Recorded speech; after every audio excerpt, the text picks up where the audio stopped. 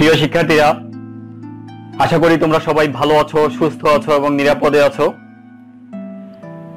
Online ক্লাসের ধারাবাহিকতায় আজকে আবারও তোমাদের সামনে আমি হাজির হয়েছি। আমার আজকের এই ক্লাসটি যাদের জন্য প্রযোজ্য তারা হচ্ছে উচ্চ মাধ্যমিক একাদশ ও দ্বাদশ শ্রেণী, ডিগ্রি পাস দ্বিতীয় বর্ষ এবং ইসলামের ইতিহাস ও সংস্কৃতি বিভাগের দ্বিতীয় বর্ষের শিক্ষার্থীদের জন্য এই ক্লাসটি কাজে লাগবে। তো সবাইকে শুভেচ্ছা জানিয়ে শুরু করছি। আমি মোহাম্মদ ইকবাল হোসেন, সহকারী অধ্যাপক, ইসলামের ইতিহাস ও সংস্কৃতি বিভাগ, সরকারি সিটি কলেজ, চট্টগ্রাম। তো আজকে আমরা ইসলামের ইতিহাস ও সংস্কৃতি বিষয়ের যে টপিকটি নিয়ে তোমাদের সাথে কথা বলবো সেটি হচ্ছে মুঘল সম্রাট শাহজাহানের স্থাপত্য কীর্তিসমূহ। আমরা এর আগে মুঘল সম্রাট শাহজাহানের সময়ে উত্তরাধিকার দ্বন্দ্ব নিয়ে একটা ক্লাস দিয়েছিলাম তোমাদেরকে। আজকে সম্রাট শাহজাহানকে নিয়ে এটা দ্বিতীয় ক্লাস। আজকের ক্লাসে আমরা আলোচনা করব সম্রাট শাহজাহানের যে অনন্য অসাধারণ যেসব স্থাপত্য কীর্তিসমূহ তিনি রেখে গেছেন ভারতবর্ষে, সেগুলো নিয়ে আজকে আলোকপাত করব। তো আমরা প্রথমে সম্রাট শাহজাহানের একটু পরিচয় জানতে চাই। আমরা স্ক্রিনে সম্রাট শাহজাহানের একটা ছবি দেখতে পাচ্ছি। সম্রাট শাহজাহান 5 জানুয়ারি 1592 সালে লাহোরে জন্মগ্রহণ করেছিলেন। তার পিতা ছিলেন সম্রাট জাহাঙ্গীর, মাতা ছিলেন রানা উদয় সিং এর কন্যা জগৎ গোসাইন ছিলেন তার মাতা। তার প্রকৃত নাম ছিল খুররম, শাহজাহান ছিল তার উপাধি। শাহজাহানের রাজত্বকালকে স্থাপত্য শিল্পের স্বর্ণযুগ বলা হয়। ঐতিহাসিকগণ তাকে দ্য প্রিন্স অফ বিল্ডার্স বলেছেন, আবার কেউ কেউ তাকে ইঞ্জিনিয়ার কিং বলে আখ্যায়িত করেছেন। তো সম্রাট শাহজাহান কিভাবে ক্ষমতায় এসেছেন সেটা একটু আলোকপাত করি। আমরা জানি যে সম্রাট শাহজাহান তার পিতা জাহাঙ্গীরের সময়ে তার পিতার বিরুদ্ধে বিদ্রোহ করেছিলেন। নূরজাহান তার পিতা জাহাঙ্গীরের রাজত্বকালে বেশ প্রভাব বিস্তার করেছিলেন। নূরজাহানের ষড়যন্ত্র ছিল তার মেয়ে জামাতা শাহরিয়ার, যিনি সম্রাট শাহজাহানের আরেক পুত্র ছিলেন, তাকে ক্ষমতায় বসানো। জাহাঙ্গীর মারা যাওয়ার পরে শাহরিয়ার নিজেকে লাহোরে সম্রাট ঘোষণা করেছিলেন। শাহজাহান তখন দাক্ষিণাত্য অভিযানে ব্যস্ত ছিলেন। শাহজাহানের শ্বশুর ছিলেন আসফ খান, যিনি আবার নূরজাহানের আপন ভাই ছিলেন। আসফ খান লাহোরে শাহরিয়ারকে আক্রমণ করে পরাজিত করেন, তাকে বন্দী করে অন্ধ করে দিয়েছিলেন, করে নিষ্কণ্টক করে রেখেছিলেন সিংহাসনে আসার ব্যাপারটা শাহজাহানের জন্য। শাহজাহান দাক্ষিণাত্য থেকে ফিরে এসে 1628 সালের 6 ফেব্রুয়ারি তিনি, প্রকৃত নাম যার ছিল খুররম, তিনি নিজেকে আবুল মুজাফফর শিহাবুদ্দিন মুহাম্মদ সাহেব কিরানি সানি শাহজাহান বাদশাহ গাজী উপাধি ধারণ করে সিংহাসনে বসেন, মুঘলদের পঞ্চম সম্রাট হিসাবে, যিনি সম্রাট শাহজাহান হিসাবে ইতিহাসে পরিচিতি লাভ করেছেন। সম্রাট শাহজাহানের যে অনন্য অসাধারণ সব স্থাপত্য কীর্তি রয়েছে ভারতবর্ষ জুড়ে, তার মধ্যে বিশ্ববিখ্যাত বা অন্যতম প্রধান আকর্ষণ সেটি হচ্ছে তাজমহল। আমরা স্ক্রিনে সেই বিশ্ববিখ্যাত তাজমহলের ছবি দেখতে পাচ্ছি। মধ্যযুগে পৃথিবীতে যে 7টা আশ্চর্যজনক জিনিস ছিল, সপ্ত আশ্চর্য বলা হয়, তার একটি ছিল এই তাজমহল। তো তাজমহল ভারতের উত্তর প্রদেশে আগ্রায় যমুনা নদীর তীরে অবস্থিত। এটি নির্মাণ কাল ছিল 1632 থেকে 1653 পর্যন্ত, প্রায় 22 বছর। 20,000 শ্রমিক এই 22 বছর ধরে ক্রমাগত পরিশ্রম করে, শ্রম দিয়ে এই সমাধিসৌধটি নির্মাণ করেছিলেন। এটি নির্মাণে ব্যয় হয়েছিল তখনকার সময় প্রায় 32 মিলিয়ন রুপি। সম্রাট শাহজাহান তার স্ত্রী মমতাজকে অত্যধিক ভালোবাসতেন। স্ত্রী মমতাজ তার 14তম সন্তান প্রসব করার সময় যখন মারা যান, তার এই প্রিয়তমা স্ত্রীর স্মৃতি ধরে রাখার জন্য তিনি এই সমাধিসৌধটি নির্মাণ করেছিলেন। আমরা স্ক্রিনে সম্রাট শাহজাহান এবং মমতাজ মহলের একটা প্রতীকী ছবি দেখতে পাচ্ছি। ইউনেস্কো 1983 সালে তাদের 7ম অধিবেশনে এটিকে বিশ্ব ঐতিহ্যবাহী স্থান হিসেবে ঘোষণা করে, যেটাকে আমরা ওয়ার্ল্ড হেরিটেজ হিসেবে চিনে থাকি।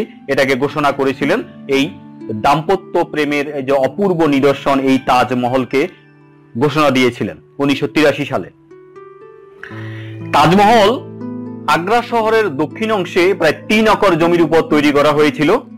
মাটি ভরাট করে যমুনা নদীর পার থেকে বা তীর থেকে এটিকে প্রায় 50 মিটার উঁচু করা হয়েছিল। এটি প্রায় 130 ফুট উঁচু ছিল, আয়তন ছিল 313 বর্গ ফুট। সমাধিসৌধ যেটি ছিল সম্রাট শাহজাহান এবং মমতাজ মহলের সমাধিসৌধ, এটির ব্যাস ছিল 18 মিটার এবং উচ্চতা ছিল 24 মিটার। আমরা স্ক্রিনে সেই বিখ্যাত সমাধিসৌধটি দেখতে পাচ্ছি, যেটি সম্রাট শাহজাহান এবং মমতাজ মহলের সমাধিসৌধ। মূলত মমতাজ মারা যাওয়ার পরে তার সমাধির উপর এই সৌধটা নির্মাণ করা হয়েছিল। পরে সম্রাট শাহজাহান যখন মারা যান, তার অন্তিম ইচ্ছা অনুযায়ী মমতাজ মহলের পাশেই, ওই তাজমহলের ভেতরেই মমতাজ মহলের পাশেই শাহজাহানকে সমাধিস্থ করা হয়েছিল। তাজমহলের নির্মাণ কাজ যেগুলো, এটা ক্রমটা আমরা যদি একটি দেখি, প্রথমে এটার ভিত্তি নির্মাণ করা হয়েছে, তারপর সমাধি নির্মাণ করা হয়েছে, এরপরে চারপাশে 4টি মিনার তৈরি করা হয়েছে, এরপরে বাবা তাজমহলের পাশে মসজিদ এবং জাওয়াব তৈরি করা হয়েছিল। এই মসজিদ জাওয়াব নিয়ে আমরা পরে কথা বলবো। এবং সর্বশেষ প্রবেশ দরজা তৈরি করা হয়েছিল। এই যে 5টি জিনিস ধাপে ধাপে তৈরি করা হয়েছিল, এর মধ্যে ভিত্তি এবং সমাধিসৌধ, এই 2টি জিনিস তৈরি করতে সময় লেগেছিল 12 বছর, আর 4টি মিনার, মসজিদ ও জাওয়াব এবং প্রবেশ দরজা, এই 3টি জিনিস নির্মাণ করতে সময় লেগেছিল মোট 10 বছর। সর্বমোট 2টো অংশ মিলে নির্মাণ করতে সময় লেগেছিল 22 বছর। আমরা স্ক্রিনে সেই তাজমহলের ভূমি নকশাটা দেখতে পাচ্ছি। তাজমহলের সামনের চত্বরে 300 বর্গ মিটারের একটি বাগান রয়েছে। বাগান করা মুঘলদের একটি কমন বৈশিষ্ট্য। মুঘল সম্রাটগণ ভারতবর্ষের যেখানেই কোনো স্থাপনা নির্মাণ করেছেন, সেখানেই তারা বাগান নির্মাণ করেছেন। মাঝখানে উঁচু মার্বেল পাথরের তৈরি একটা সরল রৈখিক চৌবাচ্চা রয়েছে, যাতে তাজমহলের প্রতিকৃতি দেখা যায়, সেটা সেভাবেই তৈরি করা হয়েছিল। আমরা স্ক্রিনে বাগানটা দেখতে পাচ্ছি, যেটা বাগানের কথা বলা হচ্ছে। আমরা দেখতে পাচ্ছি পিছনে তাজমহল, তাজমহলের সামনে বাগান। আর আমরা যে সরল রৈখিক চৌবাচ্চার কথা বলেছি, যেটাতে তাজমহলের একদম অবিকল প্রতিকৃতি দেখা যায়, আমরা স্ক্রিনে সেটা দেখতে পাচ্ছি। যে সামনে সরল রৈখিক যে চৌবাচ্চা রয়েছে, পানির যে আধারটা রয়েছে, সেখানে তাজমহলের প্রতিকৃতি দেখা যাচ্ছে। প্রিয় শিক্ষার্থীরা, তাজমহলের প্রবেশের প্রধান দরজা যেটি, এটি মার্বেল পাথরের তৈরি ছিল। আমরা স্ক্রিনে যে ছবিটা দেখতে পাচ্ছি, এটি হচ্ছে তাজমহলে প্রবেশের প্রধান দরজা, হচ্ছে এটি। চত্বরের শেষ প্রান্তে, অর্থাৎ তাজমহলের যে চত্বর রয়েছে তার শেষ প্রান্তে হুবহু একই ধরনের 2টি স্থাপনা রয়েছে। তাজমহলের 2 পাশে 2টি একই রকমের স্থাপনা, হুবহু দেখতে একই রকম 2টি স্থাপনা রয়েছে। একটি হচ্ছে যেটিকে তাজ মসজিদ বলা হয়। এখানে 569 জন মুসল্লি একসাথে নামাজ পড়ার মতো দাগ কাটার আছে। আমরা জানি মসজিদের ভেতরে সারিবদ্ধভাবে দাঁড়ানোর জন্য যে দাগ কাটা দেওয়া থাকে, সেটা তাজ মসজিদের ভেতরে দেওয়া ছিল। আমরা স্ক্রিনে সেই বিখ্যাত তাজ মসজিদের ছবিটা দেখতে পাচ্ছি। আরেকটি ছিল যেটাকে জাওয়াব বলা হয়। এই জাওয়াব হচ্ছে তাজ মসজিদের হুবহু একই রকম স্ট্রাকচার ছিল, পার্থক্য ছিল এখানে মেহরাব ছিল না। আমরা জানি একটা স্থাপনাকে যদি মসজিদ হিসেবে তৈরি করতে হয়, অবশ্যই তার মেহরাব থাকতে হবে। মেহরাব না থাকলে সেটাকে মসজিদ বলা যাবে না। এটা মসজিদের কমন বৈশিষ্ট্য, অন্য কোনো বৈশিষ্ট্য না থাকলেও এটা থাকতেই হবে। তো জাওয়াবের মেহরাব ছিল না, হুবহু তাজ মসজিদের মতোই ছিল, মেহরাব ছিল না। রাজকীয় মেহমানদের থাকার জন্য এটি ব্যয় করা হতো। তো আমরা স্ক্রিনে আরেকটা ছবি যেটা দেখতে পাচ্ছি, এটা হচ্ছে জাওয়াবের ভেতরের চিহ্ন, যেটি ভিতরের স্ট্রাকচার যেটা, সেটা দেখতে পাচ্ছি। প্রিয় শিক্ষার্থীরা, তাজমহলের সমাধির উপর যে ভিত্তি ছিল, সমাধি ভিত্তি, তার একই আকৃতি করে প্রায় 35 মিটারের একটি আকর্ষণীয় গম্বুজ রয়েছে। আমরা সেই বিখ্যাত গম্বুজটা স্ক্রিনে দেখতে পাচ্ছি। গম্বুজের উপরিভাগে পদ্ম ফুলের নকশা দিয়ে সাজানো, অর্থাৎ গম্বুজটা যেরকম এরকম করে তৈরি করা, তার উপরিভাগে একটা পদ্ম ফুলের মতো করে নকশা করে দেয়া আছে। আমরা স্ক্রিনে গম্বুজটাকে জুম করে দেখানো হয়েছে, দেখতে পাচ্ছ। এবং গম্বুজের একদম উপরে পদ্ম ফুলটাকে যে এইভাবে করে বসানো হয়েছে, সেটাকে আমরা কমলা রং দিয়ে মার্ক করে রেখেছি, দেখতে পাচ্ছ স্ক্রিনে। এই পদ্ম ফুলের নকশাটার কথাই বলা হচ্ছে, যেটা গম্বুজের উপরে দেয়া আছে।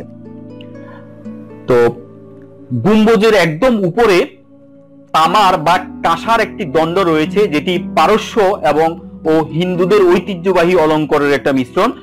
এই স্ক্রিনে আমরা একটা ছোট্ট ছবি দেখতে পাচ্ছি, এটা হচ্ছে তাজমহলের একদম উপরে একটা তামার বা একটা কাঁসার একটি দণ্ড রয়েছে। এই ধরনের দণ্ডগুলো সাধারণত হিন্দুদের ঐতিহ্যবাহী অলঙ্করণ হিসেবে তারা তাদের মন্দিরে ব্যবহার করে থাকে, যেটি তাজমহলের গম্বুজের উপরে ব্যবহার করা হয়েছে। তাজমহলের চার কোনায় 4টি ছোট গম্বুজ রয়েছে, যেটা দেখতে হুবহু বড় গম্বুজের মতো। আমরা স্ক্রিনে একটা ছবি দেখতে পাচ্ছি, ছোট একটা ছবি। বড় গম্বুজটা এতক্ষণ ধরে এর আগের স্লাইডে আমরা যেটা দেখিয়েছি, তার পাশে দুটো ছোট গম্বুজ দেখতে পাচ্ছি আমরা। এরকম আরো দুটো গম্বুজ পিছনে দেখা যাচ্ছে, না পিছনে আছে। মোট 4টি গম্বুজ রয়েছে। তাজমহলের 4 কোনায় 4টি বড় মিনার রয়েছে, এক একটি উচ্চতা রয়েছে প্রায় 40 মিটার। আমরা সেই মিনারের একটা ক্লোজ ভিউ দেখতে পাচ্ছি, একদম নিচে এখানে দেখতে পাচ্ছি। আর এর পাশে সর্বশেষ যে ছবিটা দেখতে পাচ্ছি, সেটি হচ্ছে তাজমহলের ফুল ভিউটা ছোট আকারে আমরা দেখতে পাচ্ছি ওই পাশে। এখানে আমরা দেখতে পাচ্ছি যে 4টি মিনার এখানে দূর থেকে দেখা যাচ্ছে। এই 4টি মিনারের কথাই বলা হয়েছে।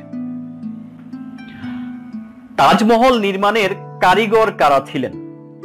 বলা হয়ে থাকে তাজমহল নির্মাণের প্রধান স্থপতি ছিলেন ওস্তাদ ঈসা সিরাজি, পারস্যবাসী।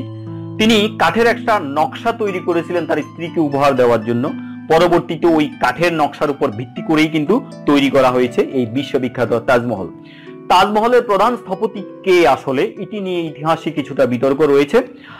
ওস্তাদ আহমেদ লাহোরীকেও অনেক ঐতিহাসিক তাজমহলের প্রধান স্থপতি বলে থাকেন, কিন্তু ওস্তাদ ঈসার নামটি ইতিহাসে বেশি প্রসিদ্ধ বা অনেক বেশি স্বীকৃত। ওস্তাদ ঈসার দুজন সহকারী ছিলেন, সহকারী স্থপতি ছিলেন। একজন হচ্ছে বলদেও দাস, একজন শিল্পী, তিনি বাঙালি ছিলেন। ইতালির ভেনিস শহরের একজন শিল্পী ছিলেন ভার্নন নামে, তিনিও ওস্তাদ ঈসার সহকারী হিসাবে কাজ করেছেন। বড় যে গম্বুজটি আমরা একটু আগে দেখিয়েছি, সেই বড় গম্বুজের স্থপতি ছিলেন ইসমাইল খাঁ। তিনি অটোমান সাম্রাজ্য থেকে আগত হয়েছিলেন বা তুরস্ক থেকে এসেছিলেন। বড় গম্বুজের চূড়ায় যে স্বর্ণদণ্ড রয়েছে, সেটির কারিগর ছিলেন কাজিম খান, তিনি লাহোরবাসী ছিলেন। বড় গম্বুজের চূড়ায় প্রধান ভাস্কর যিনি ছিলেন বা মোজাইককার যিনি ছিলেন, তিনি ছিলেন চিরঞ্জিলাল, একজন ভারতীয় শিল্পী চিরঞ্জিলাল। প্রধান চারুলিপিকর যিনি ছিলেন, তিনি ছিলেন আমানত খান, তিনি সিরাজ, ইরানের অধিবাসী, ইরানের অন্তর্গত সিরাজের অধিবাসী। বাগানের যিনি কারিগর ছিলেন, চত্বরের সামনে যে বাগান, সে বাগানের কারিগর ছিলেন আলী মর্দান। এই আলী মর্দান কিন্তু শালিমার উদ্যানেরও কারিগর ছিলেন, আমরা একটু পরেই এটা নিয়ে কথা বলবো। রাজমিস্ত্রিদের যিনি তত্ত্বাবধায়ক ছিলেন, তার নাম ছিল মোহাম্মদ হানিফ। সার্বিক ব্যবস্থাপনা এবং অর্থনৈতিক বিষয়গুলো দেখাশোনা যিনি করতেন, তার নাম ছিল মীর আব্দুল করিম এবং মুকাররিমাত খান। দুজনই ইরানের অন্তর্গত সিরাজের অধিবাসী ছিলেন।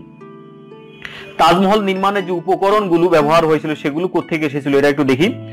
আলো প্রবাহী যে অস্বচ্ছ সাদা মার্বেল, সেটি আনা হয়েছিল রাজস্থান থেকে।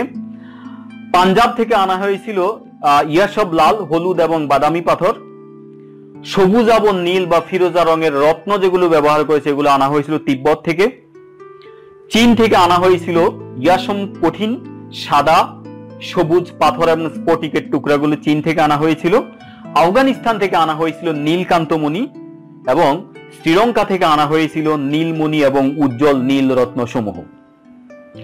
আমরা তাজমহলের ভিতরে অসাধারণ অনন্য সাধারণ সব শিল্পকর্ম অলঙ্করণ ব্যবহার করে হয়েছিল। তার কয়েকটা খণ্ড চিত্র আমরা স্ক্রিনে দেখতে পাচ্ছি, 4টা ছবি দেখানো হচ্ছে। এগুলো তাজমহলের ভিতরে যে সুন্দর অলঙ্করণগুলো তৈরি করা হয়েছিল, সেগুলোর একটু ক্লোজ ভিউ আমরা একটু দেখতে পাচ্ছি। সম্রাট শাহজাহান তার রাজত্বকালের শেষ ভাগে তার পুত্র আওরঙ্গজেবের কর্তৃক বন্দী হয়ে আগ্রার দুর্গে বন্দী ছিলেন।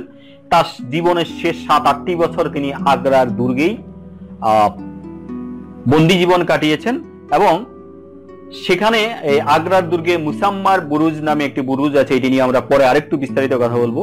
সেই মুসাম্মার ব্রিজ থেকে 2.5 কিলোমিটার দূরে, অর্থাৎ আগ্রা দুর্গ থেকে 2.5 কিলোমিটার দূরে ছিল তাজমহলের অবস্থান। মুসাম্মার ব্রিজ ছিল আগ্রার দুর্গের একদম উপরের দিকে এটার অবস্থান। সেখান থেকে শুয়ে শুয়ে তিনি তাজমহলের দিকে চেয়ে থাকতেন এবং এই চেয়ে থাকতে থাকতেই তার এই বন্দিত্ব জীবন কাটতো এবং এভাবেই তিনি এক সময় মারা গিয়েছিলেন। স্ক্রিনে আমরা একটা ছবি দেখতে পাচ্ছি, যে ছবিতে দেখা যাচ্ছে এটা হচ্ছে আগ্রার দুর্গ থেকে তাজমহলকে কিভাবে, কত দূর থেকে কিভাবে দেখা যায়, সেই ছবিটা দেখানো হচ্ছে। এইভাবে সম্রাট শাহজাহান মারা গিয়েছিলেন। তো প্রিয় শিক্ষার্থীরা, আমরা এতক্ষণ তাজমহল নিয়ে কথা বললাম। এবার সম্রাট শাহজাহানের আরেকটা অমর সৃষ্টি হচ্ছে শাহজাহানাবাদ। এটা নিয়ে একটু কথা বলি তোমাদের সাথে। আগ্রা থেকে রাজধানী স্থানান্তর করার জন্য 1639 সালে তিনি একটা নতুন রাজধানী নির্মাণ শুরু করেছিলেন। 1648 সালে এটি উদ্বোধন করেন। এটি পুরাতন দিল্লি নামে পরিচিত ছিল। আমরা স্ক্রিনে সেই বিখ্যাত শাহজাহানাবাদের ছবি দেখতে পাচ্ছি। প্রিয় শিক্ষার্থীরা, এবার আমরা একটু লাল কেল্লা নিয়ে কথা বলবো। পুরান দিল্লিতে বা পুরাতন দিল্লিতে শাহজাহান একটি দুর্গ নির্মাণ করেছিলেন, যেটির নাম ছিল লাল কেল্লা। এটি নির্মাণ কাল ছিল 1638 থেকে 48। এটার প্রথম নাম ছিল কিলা ই মুবারক বা আশীর্বাদের দুর্গ। সম্রাটের পরিবাররা এখানে ব্যবহার করত, বসবাস করত। 2007 সালে ইউনেস্কো এটাকে ওয়ার্ল্ড হেরিটেজ বা বিশ্ব ঐতিহ্যবাহী স্থান হিসেবে ঘোষণা করেছিল। প্রতি বছর ভারতের স্বাধীনতা দিবসে ভারতীয় প্রধানমন্ত্রী সকালবেলা ওখানে ভারতের জাতীয় পতাকা উত্তোলন করে থাকেন, এখনো সেটি করে থাকেন। আমরা স্ক্রিনে সেই বিখ্যাত লাল কেল্লার ছবিটা দেখতে পাচ্ছি। প্রিয় শিক্ষার্থীরা, দিওয়ানি খাস নিয়ে এবার একটু কথা বলতে চাই। মুঘল ঐশ্বর্যের যে কয়েকটি প্রতীক রয়েছে তার মধ্যে অন্যতম হচ্ছে দিওয়ানি খাস। এটি খাস মহলের ভিতরে অবস্থিত 90 ফিট বাই 67 বর্গ ফিটের একটি আয়তকার হল রুম ছিল দিওয়ানি খাস। এটার ভেতর মাঝখান দিয়ে নহরি বিহিষ্ট বা ফানির ঝর্ণা ধারা প্রবাহিত হয়েছিল। সম্রাট শাহজাহান ময়ূর সিংহাসনে বসে এই দেওয়ানি খাসে দরবারে যোগ দিতেন। অর্থাৎ এই দেওয়ানি খাস ছিল তার রাজকীয় সভাসদ এবং বিদেশি মেহমানদের সাথে দেখা করার স্থান ছিল দিওয়ানি খাস। আমরা স্ক্রিনে একটা ছবি দেখতে পাচ্ছি উপরে, এটা হচ্ছে খাস মহল, এর ভেতরেই ছিল দেওয়ানি খাস। আমরা দিওয়ানি খাসের অভ্যন্তরে একটা সুন্দর ছবি দেখতে পাচ্ছি। এই হল রুমটার কথাই বলা হচ্ছে, যেটা 90 বাই 67 বর্গ ফিটের একটা হল রুম, যেখানে সম্রাট শাহজাহান ময়ূর সিংহাসনে বসে তার দরবার পরিচালনা করতেন। আমির খসরু পারস্যের বিখ্যাত কবি একটা শ্লোক লিখেছিলেন, যেটি দেওয়ানি খাসের সামনে ফার্সি ভাষায় খোদিত আছে, যেখানে বলা আছে, স্বর্গ যদি ধরা মাঝে থাকে কোনোখানে, এইখানে তা এইখানে তা এইখানে। দিওয়ানি খাসের পরে যে জিনিসটি সবচেয়ে বেশি আলোচিত সম্রাট শাহজাহানের, সেটি হচ্ছে দিওয়ানি আম। এটি লাল কেল্লায় অবস্থিত 540 বাই 429 বর্গ ফিটের একটি হলরুম, 3 দিকে খোলা একটি হলরুম, আয়তকার। এখানে সম্রাট শাহজাহান সাধারণ জনগণের সাথে দেখা করতেন এবং তাদের অভাব অভিযোগ শুনতেন। সম্রাট শাহজাহান যেটাকে জরকা দর্শন যেটাকে বলা হয়, জরকা দর্শন দিতেন এখানে। জরকা দর্শন হচ্ছে সাধারণ জনগণের সাথে দেখা করা, তাদের অভাব অভিযোগ শোনা, এটাই হচ্ছে জরকা দর্শন। এটা দিওয়ানি আম থেকে তিনি দিয়ে থাকতেন। আমরা দিওয়ানি আম সেই ভবন দেখতে পাচ্ছি স্ক্রিনে এটি, এবং নিচে যে ছবিটি দেখতে পাচ্ছি এটা হচ্ছে দিওয়ানি আমের হল রুম, যেটি 3 দিক খোলা যে হল রুমটার কথা আমরা বলেছি সেটি এখানে দেখা যাচ্ছে। এবং আরো একটি ছবি নিচে দেখতে পাচ্ছি, এই ছবিগুলো হচ্ছে দিওয়ানি আমের হল রুমের ছবি। কি অসাধারণ সুন্দর কারুকার্য খচিত কাজকর্ম, সূক্ষ্ম কাজকর্ম এখানে করা আছে আমরা দেখতে পাচ্ছি। প্রিয় শিক্ষার্থীরা, সম্রাট শাহজাহানের অসাধারণ সব স্থাপত্য কীর্তির মধ্যে উল্লেখযোগ্য যে কোটি আছে তার মধ্যে একেবারে অন্যতম হচ্ছে তার ময়ূর সিংহাসন। তা আমরা এখন ময়ূর সিংহাসন নিয়ে একটু কথা বলি। ময়ূর সিংহাসনটা আসলে কি?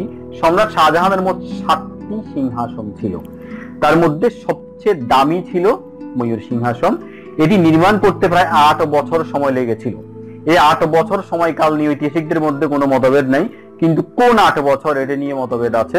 কেউ বলছেন যে 1628 থেকে 35, কেউ বলছেন 35 থেকে 42, এই ধরনের সময়কাল আছে বলা আছে। এবং এটি ব্যয় করতে প্রায় 80 মিলিয়ন রুপির উপরে ব্যয় হয়েছিল, যেখানে তাজমহল নির্মাণে ব্যয় হয়েছিল 32 রুপি, সেখানে ময়ূর সিংহাসন নির্মাণ করতে ব্যয় হয়েছিল প্রায় 80 মিলিয়ন রুপির উপরে, অর্থাৎ তাজমহলের দ্বিগুণেরও বেশি অর্থ ব্যয় হয়েছিল এই সিংহাসনটি নির্মাণ করতে। পরবর্তীতে এখানে যখন ময়ূরের আকৃতি দেওয়া হয় সিংহাসনের পিছনে, তখন এটাকে তখতি তাউস বলা হয়। তাউস মানে ময়ূর, তখত মানে সিংহাসন। তো ময়ূর সিংহাসনকে এক কথায় তখতি তাউস বলা হয়। তো ময়ূর সিংহাসন এটির কোনো বর্ণনা ঐতিহাসিকরা তখনকার সময় রেখে যাননি, শুধু ছবি যেটি পাওয়া গেছে সেটা দেখে ঐতিহাসিক ট্যাভার্নিয়ারের মতে এটি 4x6 বর্গ ফুটের এটার আকৃতি বলেছেন। লাহোরীর মতে এটি দৈর্ঘ্য প্রস্থ হচ্ছে 9 ফিট বাই 7 ফিট এবং উচ্চতা ছিল 5 গজ। এনায়েত খানের বর্ণনা অনুযায়ী এটা 3.5 গজ এবং 2.5 গজ দৈর্ঘ্য এবং প্রস্থ, উচ্চতা ছিল 5 গজ। সিংহাসনটির 4টি পায়া এগুলি স্বর্ণ নির্মিত ছিল, প্রত্যেকটা 20 থেকে 25 ইঞ্চি লম্বা ছিল। এই সিংহাসনে উঠার জন্য সিঁড়ি দিয়ে উঠতে হতো, 4 ধাপ বিশিষ্ট সিঁড়ি ছিল। শিল্পাধ্যক্ষ বেবাদল খাঁর তত্ত্বাবধানে এই বিখ্যাত সিংহাসনটি নির্মাণ করা হয়েছিল। এর স্বর্ণ কারিগর যিনি ছিলেন, মুখ্য স্বর্ণ কারিগর, তার নাম ছিল সাইদ গিলানি। ময়ূর সিংহাসনটির বর্তমানে কোনো অস্তিত্ব নাই, অর্থাৎ পৃথিবীতে এটি কোথাও কি এখন আছে নাকি নাই তার কোনো হিসাব নেই, এটি কালের গর্ভে হারিয়ে গেছে। এটি ভারতবর্ষ থেকে 1739 সালে নাদির শাহ যখন ভারতবর্ষ আক্রমণ করেন, ভারতবর্ষে আসার পরে মুঘলদের সাথে আর কথাবার্তায় অর্থ সংক্রান্ত একটা ঝামেলা হয়েছিল। পরে তিনি এই ময়ূর সিংহাসনটি লুট করে নিয়ে যান পারস্যে, পারস্যবাসী বা ইরানে এটি ছিল, পরে এটা হারিয়ে গেছে। ইস্ট ইন্ডিয়া কোম্পানি যখন ভারতবর্ষে আসে, দখল করে নেয়, পরে 1857 সালে সিপাহী বিদ্রোহের পরে যখন ব্রিটিশ সরকার যখন ভারতের শাসন ক্ষমতা গ্রহণ করেন, তখন তারা একবার খবর পেয়েছিলেন, রটে গিয়েছিল যে এটি পারস্যে বা ইরানে অবস্থিত। তারা অনেক খোঁজাখুঁজি করেছিল, আসলে ময়ূর সিংহাসনের কোনো অস্তিত্ব তখন পাওয়া যায়নি। আমরা সেই বিখ্যাত ময়ূর সিংহাসনের ছবিটা দেখতে পাচ্ছি। এই বিখ্যাত ময়ূর সিংহাসনে বসেই সম্রাট শাহজাহান দিওয়ানি খাসে বসে তার রাষ্ট্র পরিচালনার গুরুত্বপূর্ণ সিদ্ধান্তগুলো গ্রহণ করতেন। ময়ূর সিংহাসনের উপরে একটা অমূল্য রত্ন ছিল, যেটাকে কোহিনূর বলা হয়, ইতিহাস বিখ্যাত কোহিনূর, আমরা নাম শুনেছি। এটা ময়ূর সিংহাসনে বসানো ছিল। এটি বর্ণহীন ছিল এবং শ্বেত শুভ্র ছিল। এটির ওজন ছিল প্রায় 108.93 ক্যারেট। আমি আবার বলছি, এটির ওজন ছিল 108.93 ক্যারেট। এটি ভারতের অন্ধ্রপ্রদেশের গুন্টুর জেলার কোল্লুর খনি থেকে 1300 শতাব্দীতে বা 13শ শতকে এটি উত্তোলন করা হয়েছিল। মূল মালিক ছিল কাগাতিয়া রাজবংশ এবং পরবর্তীতে ব্রিটিশ সরকার এটি ভারতবর্ষ থেকে ইস্ট ইন্ডিয়া কোম্পানি যখন আসে এবং কলোনি স্থাপন করে, তখন তারা এটা নিয়ে যায়। ব্রিটিশ রাজ পরিবার রানী ভিক্টোরিয়ার মাথায় এটা শোভা পেত। বর্তমানে এটি টাওয়ার অফ লন্ডনে রক্ষিত আছে। আমরা সেই বিখ্যাত যে কোহিনূর হীরা যেটি বর্তমান বাস্তবে আছে, আমরা বলেছি যে ময়ূর সিংহাসন বাস্তবে এখন আর নেই, কিন্তু কোহিনূর হীরাটি বাস্তবে আছে। এটি আমরা দেখতে পাচ্ছি এখানে, যেটি রক্ষিত আছে টাওয়ার অফ লন্ডনে। এটি শ্বেত শুভ্র। দ্বিতীয় যে ছবিটা আমরা দেখতে পাচ্ছি, এখানে কিছুটা রং ছড়াচ্ছে। আসলে এটি শ্বেত শুভ্র হলেও বিভিন্ন আলোর প্রতিফলন এটির মধ্যে হয়ে থাকে। এর একটি অনুকৃতি রাইখদার ক্রিস্টাল নামক মিউজিয়াম, যেটি জার্মানির মিউনিখে অবস্থিত, সেখানে রক্ষিত আছে। একটা প্রতিকৃতি বা অনুলিপি তৈরি করা আছে, সেই বিখ্যাত, মানুষের জন্য ওপেন করা আছে, মানুষ যেটা দেখতে পায়। আগে যে দুটো ছবি আমরা দেখেছি এগুলো মানুষ দেখতে পায় না, কিন্তু এটা মানুষ দেখতে পায়। এটা ক্রিস্টাল রাইখদা ক্রিস্টাল মিউজিয়ামে আছে, সেটি মিউনিখের জার্মানিতে এটি দেখা যায়। এই হচ্ছে সেই বিখ্যাত কোহিনূর হীরা। প্রিয় শিক্ষার্থীরা, এরপরে আমরা মতি মসজিদ নিয়ে কথা বলবো। এটি আগ্রা দুর্গে অবস্থিত শ্বেত পাথরে নির্মিত একটি অনিন্দ্য সুন্দর মসজিদ।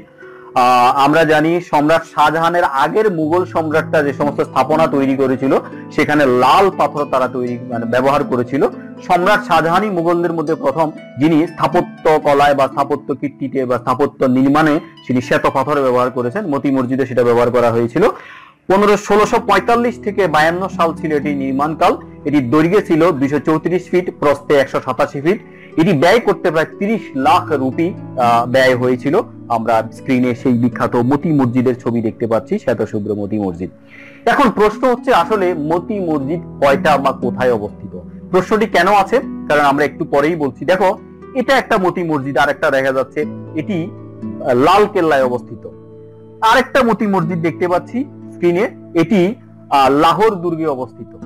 আসলে সম্রাট শাহজাহান আগ্রার দুর্গে যে সমস্ত স্থাপনা তৈরি করেছিলেন, তার অধিকাংশই তিনি লাল কেল্লায়ও করেছিলেন এবং লাহোরেও করেছিলেন। ফলে মতি মসজিদ আগ্রার দুর্গে যেমন আছে, লাল কেল্লা বা রেড ফোর্টও আছে, লাহোর দুর্গ বা লাহোর ফোর্টও কি আছে, এই মতি মসজিদ রয়েছে। দিল্লি জামে মসজিদ আরেকটি বিখ্যাত নির্মাণ, যেটি করেছিলেন সম্রাট শাহজাহান। তিনি, এটি ভারতের অন্যতম বৃহত্তম জামে মসজিদ, নির্মাণকাল 1644 থেকে 56। সম্রাট শাহজাহানের যিনি প্রধান উজির, যিনি প্রধানমন্ত্রীর পদমর্যাদার, সাদুল্লাহ খানের তত্ত্বাবধান এটি নির্মিত হয়। এটিকে মসজিদি জাহান নুমা বলা হতো, অর্থাৎ জগতের প্রতিবিম্ব নামে এটি পরিচিত। এটি নির্মাণে প্রায় 10 লক্ষ রুপি ব্যয় হয়েছিল। 25,000 মানুষ একসাথে এখানে নামাজ পড়তে পারে। 1857 সালে সিপাহী বিদ্রোহের পর ব্রিটিশরা এটি বাজেয়াপ্ত করে এই মসজিদটি, এবং এটিকে সৈন্য ঘাঁটি নির্মাণ করেছিল। ব্রিটিশরা এটি গুড়িয়ে দিতে চেয়েছিল এই মসজিদটি, কিন্তু সাধারণ মুসলমানদের ভারতবর্ষের তাদের প্রতিবাদের কারণে তারা সেটি করতে পারেনি। আমরা স্ক্রিনে সেই বিখ্যাত দিল্লি জামে মসজিদ দেখতে পাচ্ছি। এটি মুসলমানদের জন্য এখন খোলা আছে, মুসলমানরা এখানে নামাজ আদায় করতে পারে। প্রিয় শিক্ষার্থীরা, দিল্লি জামে মসজিদের আরেকটা ছবি দেখতে পাচ্ছি আমরা, এটা হচ্ছে ভিতরে নামাজের স্থান। দ্বিতীয় আরেকটি ছবি দেখতে পাচ্ছি আমরা এখানে স্ক্রিনে, সেটি হচ্ছে অভ্যন্তরীণ খিলান বলা হয়। আসলে দুটোই ভিতরের ছবি, ভিতরে কারুকার্য এবং নামাজ পড়ার স্থান দেখা যাচ্ছে। আরেকটি অনন্য স্থাপনা যেটিকে শীষমহল বা মিরর প্যালেস বা দি গ্লাস প্যালেস বলা হয়, এটি লাহোর দুর্গে অবস্থিত, আবার এটি আগ্রার দুর্গেও এটি আছে। এটি আসলে একটি বাথরুম। হ্যাঁ, তো এটি কেন এত বিখ্যাত? বিখ্যাত এই কারণে, সূর্যের আলোর প্রতিফলনের জন্য সিরিয়া থেকে গ্লাস এনে এই প্যালেসটির ওয়াল তৈরি করা হয়েছে। অর্থাৎ এই প্যালেসের ওয়ালগুলো সিরিয়া থেকে আনা বিশেষ ধরনের গ্লাস দিয়ে তৈরি। এটিকে রয়্যাল ড্রেসিং রুম বলা হয় বা ইম্পেরিয়াল বাথিং চেম্বার বলা হয়, অর্থাৎ রাজকীয় স্নানাগার এটি। আমরা সেই শীষ মহলের স্ট্রাকচারটা দেখতে পাচ্ছি, যে বিল্ডিংটা দেখতে পাচ্ছি স্ক্রিনে, এর ভিতরে শীষমহল। শীষমহলের ভেতরে কিরকম ছিল আমরা দ্বিতীয় একটা ছবি দেখতে পাচ্ছি, এটি শীষমহলের ছবি। তৃতীয় আর একটা ছবি দেখতে পাচ্ছি একদম নিচে কোণায়, এটি হচ্ছে যে গ্লাস ওয়ার্ক। দেখো, গ্লাস দিয়ে নির্মিত গ্লাস ওয়ার্ক। আমরা দেখি যে এখানে গ্লাসটাকে মনে হচ্ছে ভাঙাচুরা, কোন গ্লাস একটু ভেঙে গেলে যেরকম চৌচির হয়ে যাচ্ছে, চৌচির একটা স্ট্রাকচার দেখা যাচ্ছে। আসলে এটি ভাঙাচিরা চৌচির নয়, গ্লাসগুলো এরকমই। ফলে এখানে সূর্যের আলোর প্রতিফলন দেখা যায়, এবং বলা হয়ে থাকে শীষমহল থেকে আগ্রার তাজমহলটা দেখা যেত। তো আমরা শীষমহলের আরেকটা ছবি, একটা বড় আকারের ছবি স্ক্রিনে দেখতে পাচ্ছি, যেটি শীষমহলে একটা ক্লোজ ভিউ, অসাধারণ কারুকার্য খচিত এই মিরর প্যালেস বা দি গ্লাস প্যালেস। শালিমার উদ্যান লাহোরে অবস্থিত, 1641 থেকে 42 সালে তৈরি। মুঘলরা যে অনেকগুলো যেখানেই স্থাপনা তৈরি করেছে, আমরা আগেও বলেছি, সেখানেই তারা বাগান তৈরি করেছে, কিন্তু শালিমার বাগান বা শালিমার উদ্যানটি বিশেষভাবে বিখ্যাত। এটি বাগবানপুরার আরাইন মিয়ার পরিবারের যে কাছ থেকে ভূমি নিয়ে তৈরি করা হয়েছিল। প্রধান তত্ত্বাবধায়ক ছিলেন খলিলুল্লাহ, সহকারী তত্ত্বাবধায়ক ছিলেন আলী মর্দান ও মোল্লা আতাউল মুলুক তানি। আমরা এই উদ্যানের 3টি স্তর ছিল। প্রথম স্তরকে ফারাহ বক্স বলা হয়, দ্বিতীয় স্তরকে ফারাহ ফয়েজ বলা হয়, তৃতীয় স্তরের নাম ছিল ফারাহ হায়াত। এক একটি স্তর থেকে অন্য একটি স্তর প্রায় 4-5 মিটার উঁচু ছিল। এই শালিমার উদ্যানে মোট 410টি ঝর্ণা রয়েছে। আমরা সেই বিখ্যাত শালিমার উদ্যানের ছবি স্ক্রিনে দেখতে পাচ্ছি। 1962 সালে আইয়ুব খান, পাকিস্তানের সামরিক শাসক, তিনি এই উদ্যানটি জাতীয়করণ করেছিলেন। আমরা স্ক্রিনে আরেকটি ছবি দেখতে পাচ্ছি শালিমার উদ্যানের। মুসাম্মার বুরুজ নিয়ে একটু কথা বলি। আগ্রার দুর্গে খাস মহলের পাশে একটি অষ্টকোণ আকৃতির টাওয়ার ছিল। এটিকে সামান বুরুজ বা শাহা বুরুজ নামেও এটি পরিচিত। আমরা আগেও বলেছি, মুসাম্মার বুরুজ থেকে শুয়ে সম্রাট শাহজাহান তাজমহলের দিকে তাকিয়ে থাকতে থাকতে শেষ নিঃশ্বাস ত্যাগ করেছিলেন। এই সেই বিখ্যাত মুসাম্মার বুরুজ। উপরে যে টাওয়ার আকৃতির গম্বুজ আকৃতি দেখতেছি, অষ্টকোণ আকৃতির, এটা। এর নিচে দ্বিতীয় তলায় আমরা যেটা দেখি, আর একটু ক্লোজ ভিউ পরের স্লাইডে দেখাবো, সেখান থেকে তিনি দেখেছেন। আমরা এই ছবিতে যে অষ্টকোণ আকৃতির যে গম্বুজটা দেখতে পাচ্ছি, সেখান থেকে একটু দূরে একটু দেখা যাচ্ছে তাজমহল। ভালো শিক্ষার্থীরা ভালো করে একটু খেয়াল করো, তাজমহলটা দেখা যাচ্ছে এই 2.5 কিলোমিটার দূরে আগ্রা দুর্গ থেকে। এখান থেকে সম্রাট শাহজাহান তাজমহলের দিকে তাকিয়ে থাকতেন। মুসাম্মার বুরুজের আমরা এই যে ক্লোজ ভিউ যেটা দেখাবো বলেছি, স্ক্রিনে দেখতে পাচ্ছি, এটা বারান্দা দেখা যাচ্ছে। এখান থেকে মূলত সম্রাট শাহজাহান তাজমহলের দিকে তাকিয়ে থাকতেন। আর আরেকটি দ্বিতীয় যে ছবিটা দেখতে পাচ্ছি, এটার ভিতরের কারুকাজ মুসাম্মার বুরুজের। সম্রাট শাহজাহানের আরেকটি অনন্য কীর্তি হচ্ছে নাগিনা মসজিদ। এটি আগ্রার দুর্গের দিওয়ানি আমের পাশে অবস্থিত। এটি নির্মাণ কাল হচ্ছে 1631 থেকে 40। শ্বেত পাথরের তৈরি এই মসজিদে রাজ পরিবারের রমণীরা নামাজ পড়তেন। নাগিনা মসজিদের বারান্দায় দাঁড়িয়ে রাজ পরিবারের রমণীরা মিনা বাজার থেকে বাজার করতেন। মিনা বাজার হচ্ছে আগ্রার দুর্গের অভ্যন্তরে বা যে কোনো রাজপ্রাসাদের অভ্যন্তরে একটা বাজার বসতো, রাজ পরিবারের লোকজন সেখান থেকে ক্রয় করতো, এটার নাম মিনা বাজার। নাগিনা মসজিদের বারান্দায় দাঁড়িয়ে রাজকীয় রমণীরা বা রাজ পরিবারের রমণীরা বাজার করতেন। আমরা সেই বিখ্যাত নাগিনা মসজিদের স্ট্রাকচার দেখতে পাচ্ছি। সম্রাট শাহজাহানের আরো অনেকগুলো স্থাপনা রয়েছে তিনি তৈরি করেছিলেন। তার মধ্যে অন্যতম যেগুলো আছে যেমন রংমহল, আমরা একটা ছবি দেখতে পাচ্ছি, এটি রংমহল। এছাড়াও তিনি যেগুলো তৈরি করেছেন জুইমহল, নওলাখ, খোয়াবগড়, গোলাপবাগ দরজা, জরকাই খাস অন্যতম। প্রিয় শিক্ষার্থীরা, আমরা এতক্ষণ সম্রাট শাহজাহানের স্থাপত্য কীর্তি সমূহ নিয়ে কথা বলেছি। এগুলো নিয়ে পরীক্ষায় প্রশ্ন হয়। মুঘলদের ইতিহাসে প্রিন্স অফ বিল্ডার্স বা স্থাপত্যের রাজপুত্র একজনই আছেন, তিনি সম্রাট শাহজাহান। সুতরাং একাদশ দ্বাদশের শিক্ষার্থীদের যদি কোনো উদ্দীপক এসে থাকে এরকম স্থাপত্যকলা নিয়ে, নিশ্চিতভাবে সেটি শাহজাহান, এটি উত্তর দেওয়া অনেক সহজ হবে। যদি উদ্দীপক নাও হয় তাহলে অনুধাবনমূলক প্রশ্ন বা জ্ঞানমূলক প্রশ্ন হতে পারে, যেগুলো তাজমহল নিয়ে হতে পারে, শীষমহল নিয়ে হতে পারে, তারপরে আমরা জানি আগ্রা দুর্গ, দিল্লি জামে মসজিদ নিয়ে হতে পারে, মতি মসজিদ নিয়ে হতে পারে, এগুলো নিয়ে আমরা বলবো। এটা ছাড়াও আরো রয়েছে ডিগ্রি পাস দ্বিতীয় বর্ষ এবং অনার্স দ্বিতীয় বর্ষের শিক্ষার্থীদের প্লেইন কোশ্চেন হয় 10 নম্বরে, যে সম্রাট শাহজাহানের স্থাপত্য কীর্তি সমূহ বর্ণনা করো। প্রিয় শিক্ষার্থীরা, আশা করি আজকের এই ক্লাস থেকে তোমরা কিছুটা হলেও উপকৃত হবে সম্রাট শাহজাহানের স্থাপত্য কীর্তি নিয়ে প্রস্তুতি গ্রহণ করতে। পরবর্তী ক্লাসে তোমাদেরকে আমন্ত্রণ জানিয়ে, আমার সাথে থাকার আমন্ত্রণ জানিয়ে আজকের মতো শেষ করছি। সবাইকে এতক্ষণ আমার সাথে থাকার জন্য ধন্যবাদ।